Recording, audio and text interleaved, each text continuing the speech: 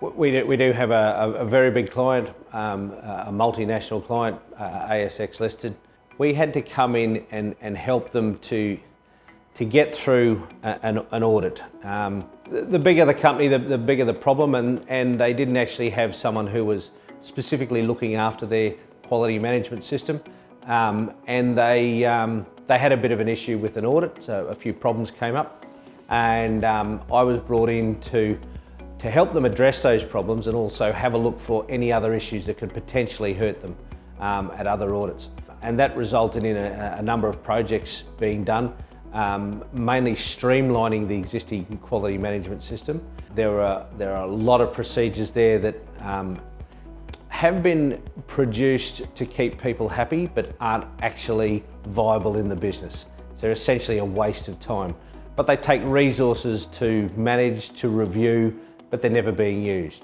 So one of the tasks we have at the moment is to streamline the system so it's more usable, so that the company can actually get some benefit from it, and it actually works in the continual improvement of how they manage their business.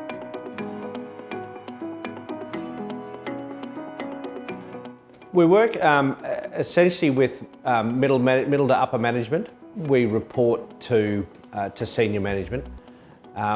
We advise on all different levels, but to ensure that any of the work that we do and the systems work properly, we have to work with the workers to see what they're physically doing, what they're actually doing, and make sure that the documentation and the procedures reflect what they do, but also meet the requirements that upper and senior management need in their reporting phases. So no, we've been on site for different big projects in the preparation of setting up the project, but also there at the delivery and physically there during the projects to keep an eye on things and make sure we need to see the system from every aspect, from every element.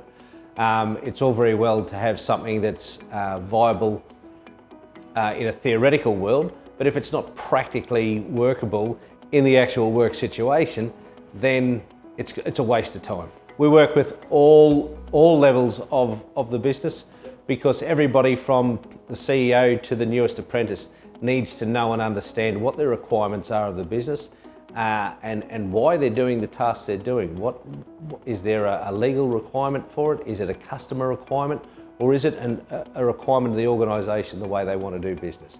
Once everybody understands that at a CEO, senior management, engineer, worker point of view, then your system will start to work and you will see benefits from it. It has to be boots on the dirt. You've got to be out there, you've got to be seeing what's actually happening and understanding what the constraints are with doing a job.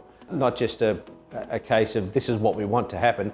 Is it practically and physically viable to be able to do it that way? Or are we setting rods for our own back, and are we setting ourselves up to fail?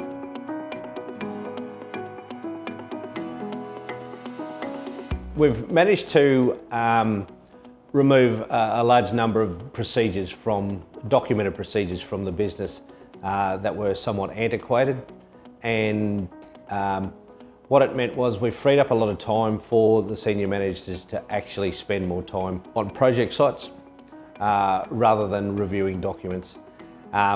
We have new managers coming in who are at a very senior level who want to see more streamlining and better understand the business.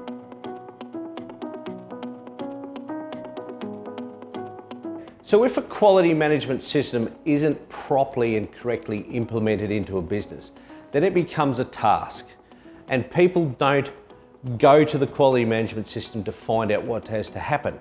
They find it a little bit difficult and they work out their own way to do something. So as a result, you can have 7 or 8 different procedures sitting there to do the one job, and none of them can be right. This is where senior management definitely need to be involved, because they know and understand the customer's requirements, and they need to be able to communicate that with their senior managers, who then talk to technicians to explain to them what has to be done, when and why. If you don't have that base to work from, then confusion can set in issues can pop up and you actually create and cause more work for yourself. And this can happen in a lot of big organisations where communication is difficult because of the size and the geographic location of everyone. And you're dealing with people who are probably used to doing things their own way and now have to start to work as a team. And working as a team is a great thing to do, but if you don't have your stock standard set of rules and your procedures that you use as your base with everything you do, then people go off track and do whatever they want to do. That's where issues occur.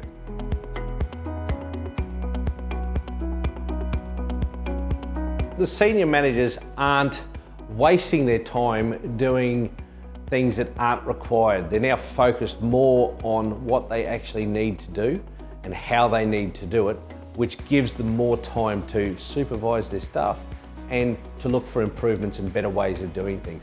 But they wouldn't have that time to explore those things if they were continually doing the jobs that don't need to be done. So QA for them is now a part of their business. It's not a burden that sits on the outside, something that has to be done to make a customer happy and to pass an audit.